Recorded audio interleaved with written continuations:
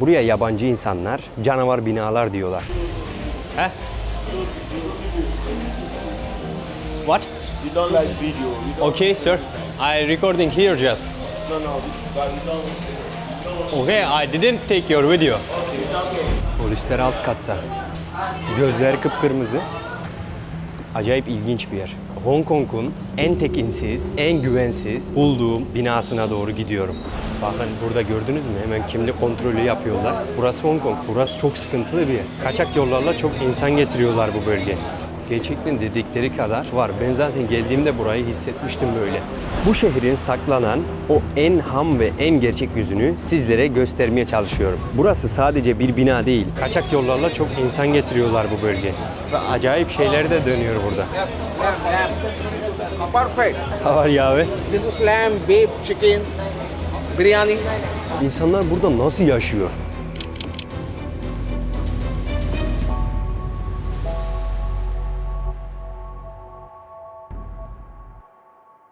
Şimdi bölgeye doğru gidiyoruz. Abim gördünüz mü? Hemen bir şey uzattı. Onlar acayip tekinsiz bir yerde kalıyor. Onlar da orada kalıyorlar. Bu arada Hong Kong'un metro istasyonu. Her şey çok teknolojik bir şekilde çalışıyor Hong Kong'da. Adamlar böyle makine koymuşlar. Buraya geldim. Şuraya gideceğim benim adres. Ondan sonra buraya parayı sokuyorum.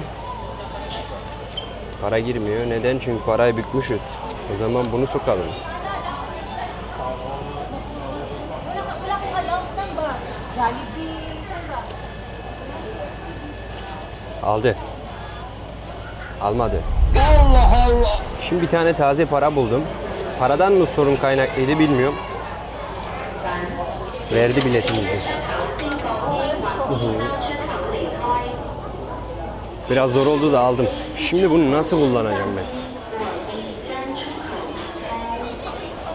İstasyon çok karışık. Bileti aldım. Bir şeyler diyor. Şunu bir okutalım bakalım. Ya da ben karıştırıyorum bilmiyorum. İnternetim çalışmadı. Valla bayağı zor oldu. Aslında kolaydı da ilk kullanıyorum ya. Bir tane Hintli abimize sordum. Treni buldum. Bakın. Biraz karışık. İlk kullandığım için aslında çok karışık değil. Her şeyi basit bir şekilde yapmışlar aslında. Ben biraz metro hiç kullanmadığımdan dolayı kaynaklı galiba.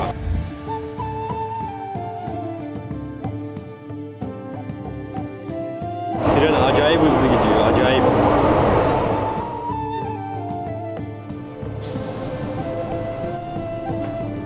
Galiba biz yanlış bir yerden çıkıyoruz ya. Çıkış diyor ama galiba yanlış bir yere çıkıyoruz. Biz galiba yangın merdiveninden çıkıyoruz ya. Yok. Doğru yoldan çıkmışım. Hayatta her şey çok kolaydır aslında. Ta ki öğrenene kadar. Bak bir kere kullandım metroyu. O iş tamam. Bir daha asla sıkıntı yaşamam. Bak çarpacak, çarpacak. Telefona nasıl bakıyorlar abi? Yürürken var ya full telefonla oynuyorlar. Kaç defa çarpıştım ben. Şuraya geliyoruz. Bakın bunu veriyoruz. Evet açıldı. Sorunu şimdi çözdüm. İstasyonumuza geldik. Zor oldu biraz. Önceden dünyayı gezerken var ya bayağı zorlanıyordum. Şimdi o kadar çok zorlanmıyorum. Niye biliyor musunuz? Yapay zeka gelişti. İnsanlar yapay zeka bitirecek falan diyor. Yok abi kullanmayı bildiğin mi var ya. Ben burada Çince hiçbir şey bilmiyorum. Ama hallettim. Kafamı yukarıya kaldırıyorum. Vallahi gökyüzü görünmüyor. Baksanıza ya. Vallahi.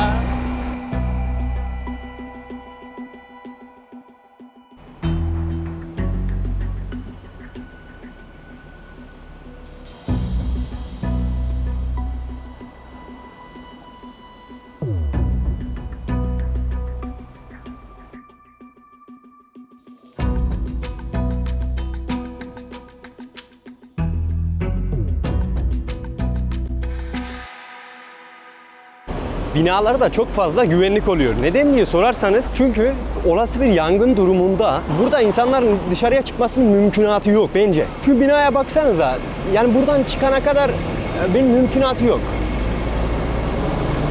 Birçok sebepten dolayı güvenlik vardır ama bence yangın konusu için de güvenliğin önemli bir nedeni var. Çift katlı otobüslerimiz. Bu arada otobüslerin içinde var ya internet var, çanta koyma yeri var, her şey var. 15 dakikaya kadar mı?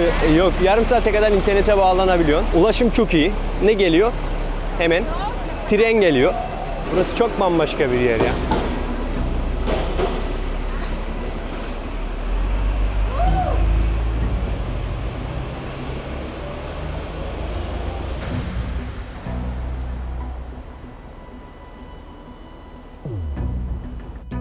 İnsan var ya abi, psikolojisi bozuluyor ya gerçekten. Neden diye sorarsan sanki beton bir devin böyle midesindeymişsin gibi hissediyorum. Bir de ne mi var? Abi.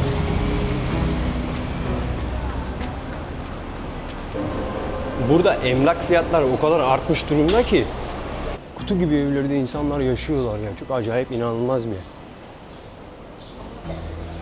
Klostrofobik sırrının tam kalbindeyim.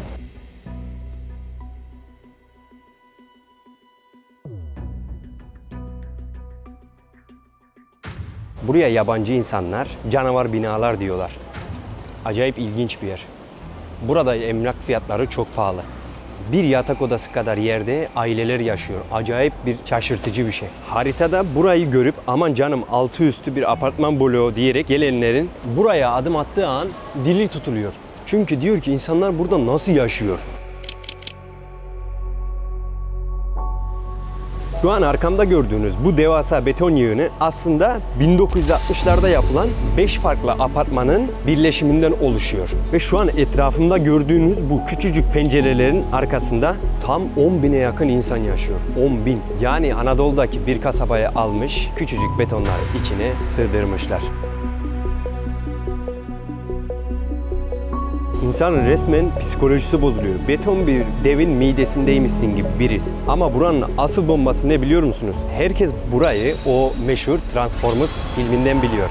Veyahut da arkamdaki insanların çektiği gibi sosyal medyadaki o havalı fotoğraflardan biliyorlar. Ama kimse bu pencerelerin arkasındaki, bu beton binaların içindeki nasıl bir yaşamdan, dramdan kimse bahsetmiyor. İlk gün buraya geldiğimde burada bir otel bulmak için o kadar çok zorlandım ki size anlatamam. İlk defa parasıyla bir kalacak yer bulamadığım ülke Hong Kong oldu.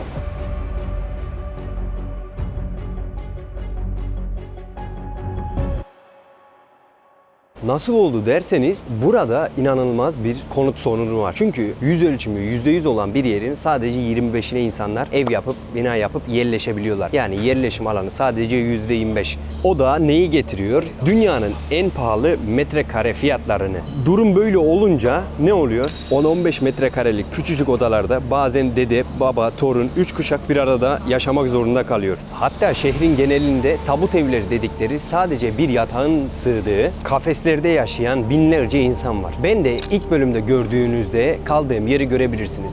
Bilmiyorum kamerada orası nasıl gözüküyor ama gerçekten orası inanılmaz küçük ve sıkış tıkış bir yer. Ve fiyatı ne kadar diye sorarsanız yaklaşık 1500 Türk lirasına tekabül ediyor. Bir tarafta milyar dolarlık plazalar, diğer tarafta ise betonun altında ezilen hayatlar. Zaten etrafa bakarsanız her yerde fotoğraf ve video çekmek yasaktır tabelalarını görüyorsunuz. Haklılar da adamlar. Düşünsenize siz burada geçim derdindesiniz. Tıpkı arkamda çalışan teyzem gibi ama elin turisti geliyor. Burada insanların yaşamını fotoğraf ve video ile rahatsız edebiliyor. Aa ne otantik, ne distopik. Şu binalara bak diyor. Evet, ben de bir yabancı olarak burada çok fazla göze batmadan ve insanları da çok rahatsız etmeden burayı sizlere göstermeye geldim. Bu şehrin saklanan o en ham ve en gerçek yüzünü sizlere göstermeye çalışıyorum. Burası sadece bir bina değil, alt katlarında berber, bakkal, yerel çorbacısıyla kendi içinde yaşayan devasa dikey bir köy. Canavar binanın beton labirentinden ayrılıyorum.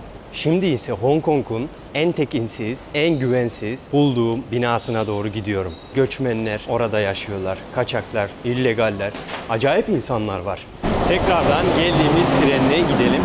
Acayip bir atmosferi vardı. Ülke çok gelişmiş açıkçası. Her ne kadar beton binalar plan olsa da ellerinden geleni yaparak ufacık yere birçok insanı sığdırmaya çalışıyorlar. Ulaşım çok güzel çalışıyor bu arada. Tren, otobüs, taksileri kullanmadım ama taksiler de muhtemelen güzel çalışıyordur. Taksiler zaten bu denli kırmızı.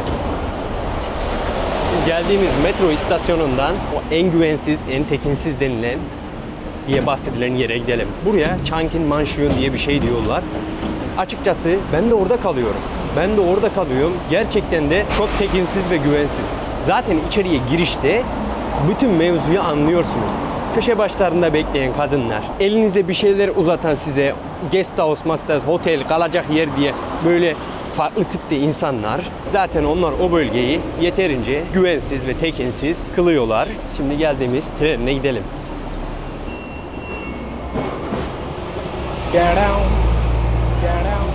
Önceden var ya her şeyi çok zor yapıyordum. Her şeyi çok uğraştırıyordu beni. Ama şimdi var ya bu yapay zeka falan gelişince abi baya kolay oldu ya dünyayı gezmem. Çünkü Allah Allah parayı neden almıyorsun? Neden diye sorarsanız abi bütün her şeyi ona yaptırabiliyorum. Örnek veriyorum. Diyorsun ki ben diyorsun kaldığım yere nasıl giderim? Geldiğim yere nasıl giderim? Şu biletimizi bir alalım. Diyorsun ki kalacağım yere nasıl giderim? Veyahut da bu tren istasyonundan, metro istasyonundan nasıl giderim? O da size hemen söylüyor.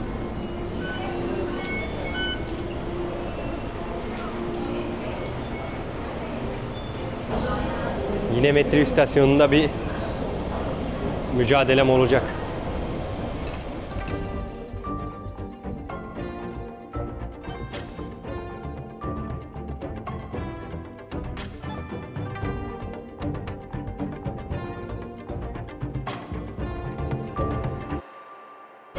Bölgeye geldim. Changchun Mansion diye. Bakın. Şimdi kamerayı insanlara çeviriyorum. İyi seyredin. Bahsedilen bölge burası. Changchun Mansion diyor. Bakın.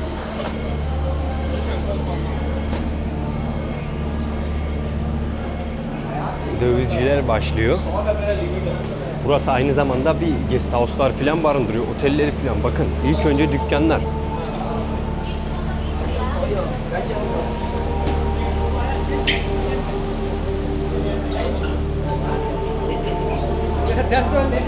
Ne kadar kişi kalıyor bilmiyorum ama çok fazla kişi kalıyor burada. Zaten bu bölgede polisler kol geziyor. Fine abi. YouTube? Yeah. Meet YouTube. Really? Why? Yeah, my restaurant. Thank you. Fine abi. I don't want. Thank you. Bakın burada gördünüz mü? Hemen kimlik kontrolü yapıyorlar. Burası Hong Kong. Daha yeni bölgemizi görmüştünüz. Burası çok sıkıntılı bir yer. Hemen zaten kimlik kontrolüne denk geldik. Çünkü kaçak yollarla çok insan getiriyorlar bu bölgeye. Ve acayip şeyler de dönüyor burada. Perfect. How are you abi? This is lamb, beef, chicken, biryani. Adam biryani satıyor burada. Okay, come. Thank you sir. Maybe later. Maybe later. Neden böyle kimlik kontrolü falan yapıyorlar ve tekinsiz diye size söyleyeyim. Bak adam gördünüz mü? Biryani satıyor orada. O biryani satan adam mesela bunların adama ihtiyacı oluyor, tamam mı? Göçmenler çoğu zaman burada yaşıyor. Kimlik, pasaport hiçbir şey yok. O yüzden polisler her zaman had safhada. Burada güvenlik yüksek. Çanta falan satıyorlar. İçeriye var ya adım attığınız an kendinizi Hong Kong'da değil resmen Yeni Delhi'nin veya Karachi'nin arka sokaklarında gibi hissediyorsunuz. Buraların neresi olduğunu bilmeyen varsa önceki videolarıma göz atabilir. Burası şehrin göbeğinde ama kendi kuralları olan bambaşka bir dünya. Etraf tamamen Hintliler, Pakistanlılar, dünyanın dört bir yanından gelen sırt çantalı gezginlerle dolu. Burada acayip bir koku var. Bir tarafta ağır tütsü kokusu, diğer tarafta dünyanın en iyi körülü yemeklerini yapan o salaş dükkanlar. Neden en iyi diye sorarsanız çünkü satabilmeleri için en iyisini yapmak zorundalar. Hong Kong kültürüne çok ters. Burası için internette girmeyin, tehlikeli, tekinsiz diye bir sürü şey yazarlar. Yalan yok. Önümüzde gidiyor polisleri, görüyor musunuz? Gerçekten dedikleri kadar var. Ben zaten geldiğimde burayı hissetmiştim böyle.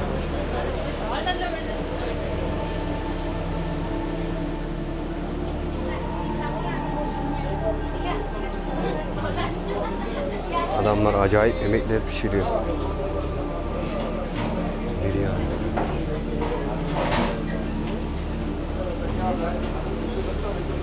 Adamlar görüyor musunuz? Zaten çok da tekin bir yer diyemeyiz. Zamanında burası kaçakçıların vizeleri bitenlerin sığınma noktasıymış. Hatta o kadar meşhur ki dünya sinema tarihinin en büyük yönetmenleri burada filmler çekmiş.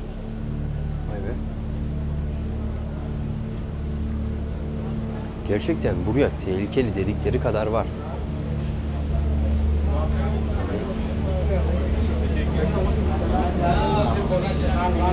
Burası büyük bir bina. Bakalım üst kata doğru çıkalım. Üst katta da Bismillah diye bir restoran varmış. Türk müymüş sahibi ne? 16 kat falan diyor. Yani var ya çok büyük bir yer burası.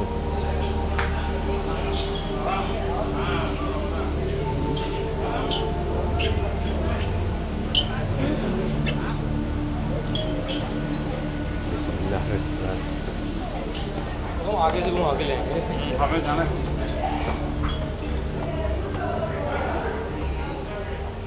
Thank you abi. Heh. I don't know who. Very famous, all YouTube. Who is this guy? Actors, movie actors, YouTuber.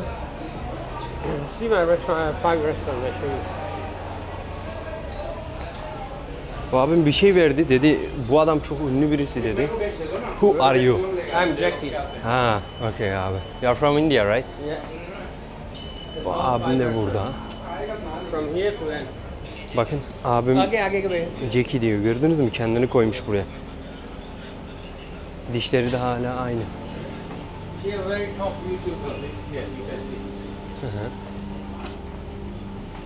Adam aynı Pakistan dükkanını getirmiş buraya. Bakın abi. Okay. Selamun aleyküm bhai. How are you? You know I am from Turkish. Your haircut shop is look like same in the Pakistan. Yeah. But here Hong Kong. Yeah. Lan adam abi Pakistan aynı Pakistan kültürünü yapmış. Thank you. Abi Allah hafız. Hı hı. Bu Jackie de bu adam da bizi bir yere götürüp duruyor ama. That's me and over here. My YouTube. Very many actors come here. Room also we are giving. Adam bir anda restoranı tanıtmaya başladı. Yeah, nice restaurant abi. Thank you. Maybe evening time. I want to come eat food. No problem, anytime. This also VIP room. Bakın böyle bir yer. Adam tanıtıyor sağ olsun. Bu buranın sahibiymiş. 5 tane falan. VIP room also, brother. Vay be. Masala. Bakın India masala çayı neredeyse 200 TL. Ya Hindistan'da 5 TL, burada 200 TL. Guarantee food is good. If no good, no need to pay money. Really? Yes. Adam dedi ki kardeşim garanti veriyorum dedi. Thank you abi. I don't want this one. Okay, this one for this one Muslim restaurant. Baklava satıyorlar bak. This one pizza, everything. Also have. Şuradan bir baklava yiyin bakalım. Hey abi, how are you? Bunlar kimmiş ya? Helal diyor, helal kebap, bismillah kebap diyor. Abi Türk mü ne sahibi ya? Şu adam Türk'e benziyor aynı. Acayip yemekler satıyorlar ya. Şuradan bir tane baklava yemem yok mu? Bir tane yiyeyim ya. Hey boy. Hey sir, I want to buy one baklava. One piece. Is it possible, right? This For 35. okay, this restaurant was not Turkish, right? This is actually Pakistani restaurant. We serve Indian, Pakistani and Turkish food as well. Okay, I am from Turkish. I want to try. He? Both Turkish, right? Abi baklavayı gördüm. Buranın patronu Türkmüş. Şuradan bir baklava alalım. 300 TL mi ne bir tanesi?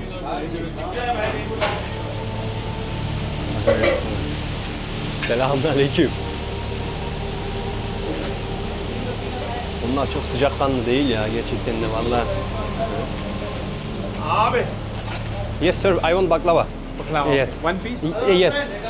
This one. Adamlar harbiden sıcakkanlı değil mi? Gülmüyorlar, etmiyorlar. Biryani satıyorlar. Bir tadına bakayım, merak ettim ya. Türkmüş, bakalım nasıl pişiriyor. Baba, o iş tamam kardeş. Bakın baklava, no thank you. Bakın, böyle bir şey. Türkmüş sahibi.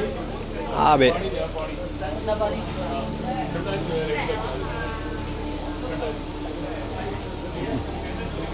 How much boss? 20. Adamın sattığı baklava çok kötüydü. Acayip kötüydü ya.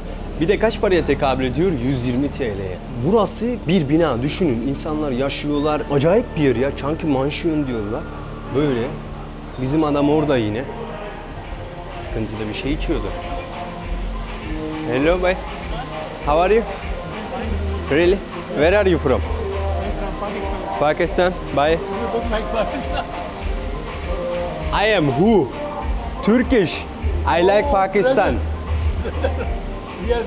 We are brother. Pakistan my best favorite country. First one. Dedi Pakistan'ı sevmiyor mu dedi. Yeah, Abi we like Pakistan. me too. Yes, I been. Yeah, we love Pakistan. Okay, abi Allah hafız. Allah hafız. Abi Pakistan'ı sevmiyor falan dedi. Acayip bir atmosfer var burada. Burası da Afrika bölgesi oldu. Bakın Afrika bölgeleri. Heh. What? You don't like video. You don't Okay, sir. I recording here just. no no. You don't. Okay, I didn't take your video. It's okay. Benim videomu çekme dedi adam. İşine gelmiyor çünkü gözleri kıpkırmızı. O yüzden zaten bu bölgede polis falan geziyor. Acayip bir yer. Hadi yukarı çıkalım. Adam Afrikalı. O bölgeye giremedik, Afrikalıların olduğu bölgeye. Hint yemekleri bu arada. This lamb pulao, Hello sir. very favorite, very likey. Chicken, How much one piece? only 45. Okay. Come. Abi 45 Hong Kong dolarına adamdan biryani alacağım. Adam 45 Hong Kong dolarına satıyor. Yani Yeah, Hong Kong dollar, yes. Are you Muslim? Selamun aleyküm abi. Adam bu arada Müslüman ha. 220 TL'ye Hong Kong'da böyle bir pilav yiyorsunuz bakın. Adam yukarıdan getirdi galiba.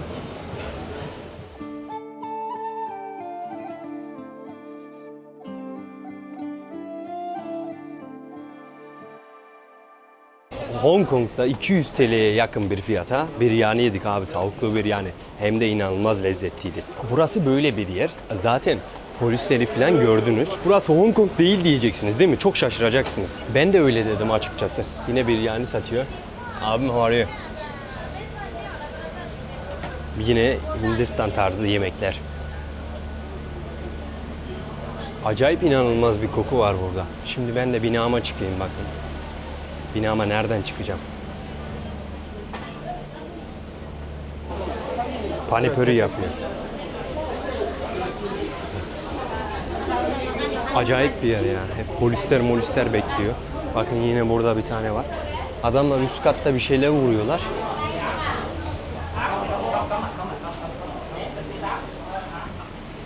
Adamlar üst katta bir şeyler vuruyorlar. Polisler alt katta. Gözleri kıpkırmızı. Acayip bir memleket.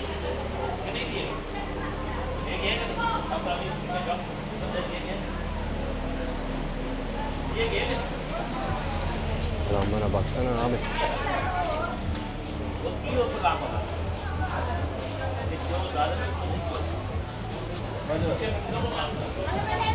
Şuradan bir... Bu da kazıklıyor ya hep adam ya. Şu kadın var ya.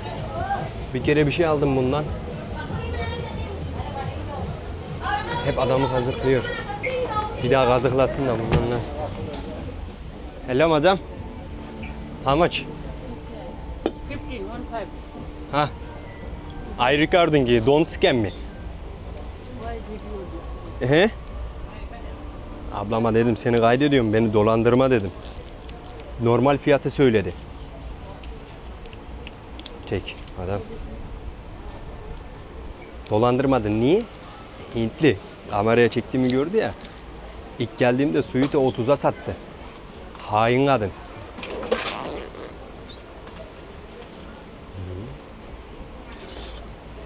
Bir tane bundan alalım da içelim. Böyle de bir bakkalı var. Ablanın. Thank you. Kaç para verdi bu kadın? 35. 15, right? I think normal price. 1.5. Normal price. Bana bir tane suyu 30'a sattı.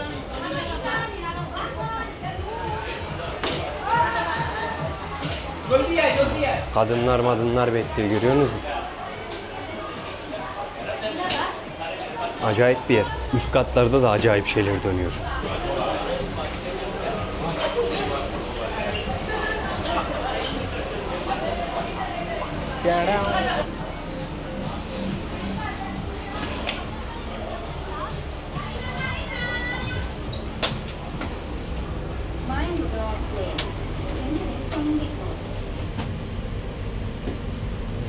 Asansörde 4 yok.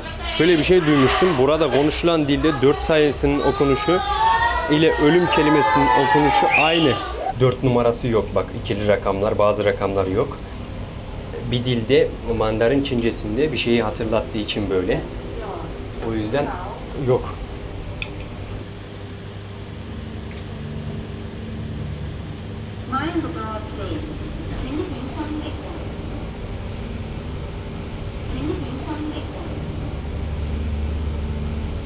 Çok sıkıntılı bir yer ya. Kötü şeyi çağrıştırdığı için, ölüm falan çağrıştırdığı için yok. Ben de nerede kalıyorum? Bakın abi kaç tane oda var ya? 1, 2, 3, 4, 5. Ufacık yerde insanlar yaşıyorlar. İnşallah benim eşyaları da gasp etmemişlerdir. Beraber girelim odamıza. 11, 64. Yok yanlış.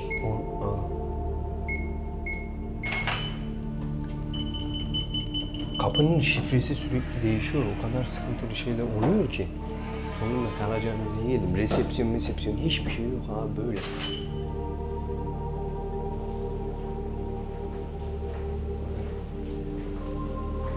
Yer böyle kalacağım ya. İçeride bir şeyler oluyor.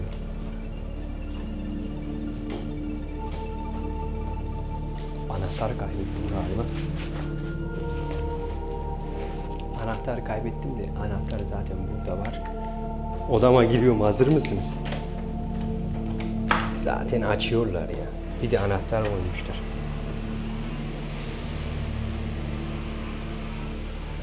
Bakın. Odam işte böyle bir şey. Şunu kapatayım bir dakika. Şu ışığı açsak sirkülasyon yapar mı? Odam burası benim. Böyle. Acayip bir yer. Çantamızı indirelim. Yaklaşık buraya kaç para ödüyorum merak edenler olur. Buraya 25 Hong Kong doları ödüyorum. 25 Hong Kong doları mıydı bilmiyorum tam olarak. Ama o kadar olması lazım galiba. 1500 TL'ye tekabül ediyor burası. Acayip bir yer. Gerçekten zaten asansörde çıkarken ondan sonra içeride gezerken Afrikalı adamlar falan hikayeleri gördünüz. Çok fazla takılmamak için, o insanlarla uğraşmamak için hemen geldim mıntıkama. Zaten polisler kol geziyor. Biz o kadar yere gittik. Bir önceki bölümümü izlerseniz görebilirsiniz. Hiç polis görmedik yani. Bir gün boyunca yürüdük, bir gün boyunca gezdik. Gitmediğimiz yer kalmadı. Polis hiç görmedik. Ama nerede? Burada hep. Kendinize çok iyi bakın. Ben Stajyer Seyyah. Bir sonraki videoda dünyanın hangi garip köşesinde olacağımızı görmek için kanala abone olmayı ve videoyu beğenmeyi unutmayın. Kendinize çok iyi bakın.